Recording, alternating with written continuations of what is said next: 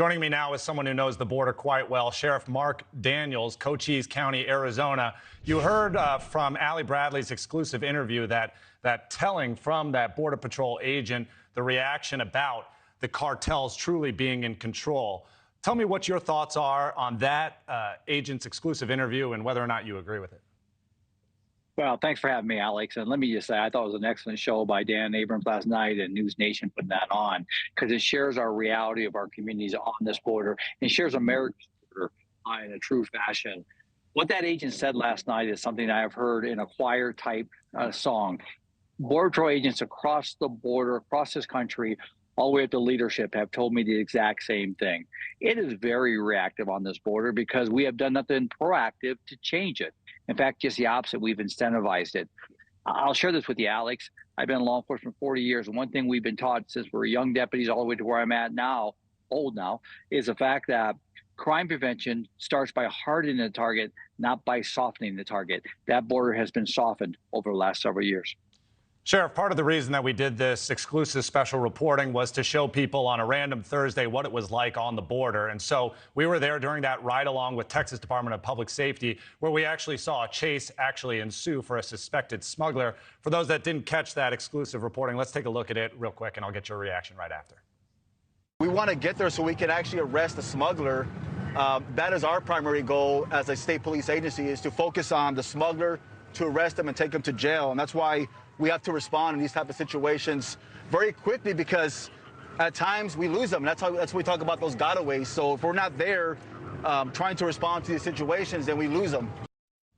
In my opinion, that was one of the more gripping moments of our hour-long special, seeing it, and really the emphasis on catching the smugglers as they're doing their business. What do you see as the biggest challenge in actually apprehending the smugglers of drugs and human trafficking on the border?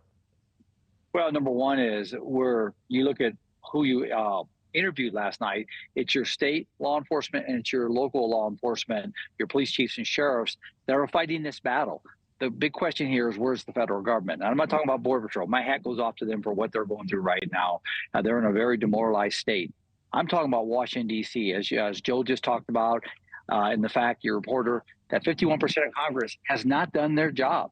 Talk about being proactive. They need to be proactive. Second of all, the White House. They have not prioritized our border. So this is why we're dealing with the tragedies we see every day. If you heard me say this last night, Alex, I'll say it again. In less than 28 months, we booked over 3,300 people for border-related crimes in my county, in my three jails. And let me just say that out of 3,300 people, only 190 were foreign-born or legally in the country. That means citizens, U.S. citizens from all the United States, are partaking in an international crime here in Cochise County. Sheriff, you say that you want federal government aid and assistance, and certainly we know that sheriffs just like you have been calling for it. So in your opinion, moving forward, what's it going to take to get that attention, to get the care that you so need? Well, we need to accept this. I think we need to accept it. It's been over 3 years, Alex, and nothing has changed. Sheriffs have tried, police chiefs have tried, governors have tried, mayors have tried, with no avail.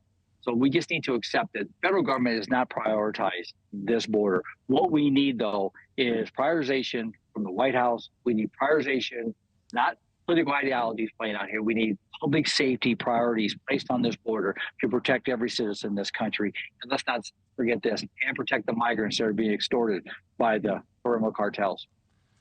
We did this exclusive on a Thursday, but certainly this is a daily occurrence for you and everything that your law enforcement personnel and employees are dealing with. Can you paint a picture about what it's like in Cochise County right now, what you are seeing every day for the people that don't live in Arizona, that don't know truly what it's like on the southern border?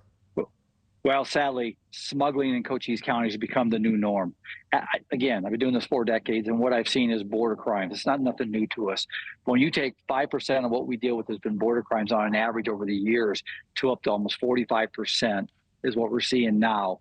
It tells you what we're spending our time on. From fair to yields, I think we've booked almost 600 and some people, over 600 people in our jail for these dangerous and deadly fair to yields, the smuggler drivers running from law enforcement, state, local, and federal, that are endangering my communities, and I'm sadly to say have killed some of my citizens. Sheriff Mark Dannels, Cochise County, Arizona, thank you so much for all your help over the past 24 hours. Really eye-opening to see what it's truly like on the southern border. We'll be in touch. Thank you, Alex. Thank you for watching. Go to newsnationnow.com to find News Nation on your television provider. And don't forget to click the red subscribe button below to get more of News Nation's fact-driven, unbiased coverage.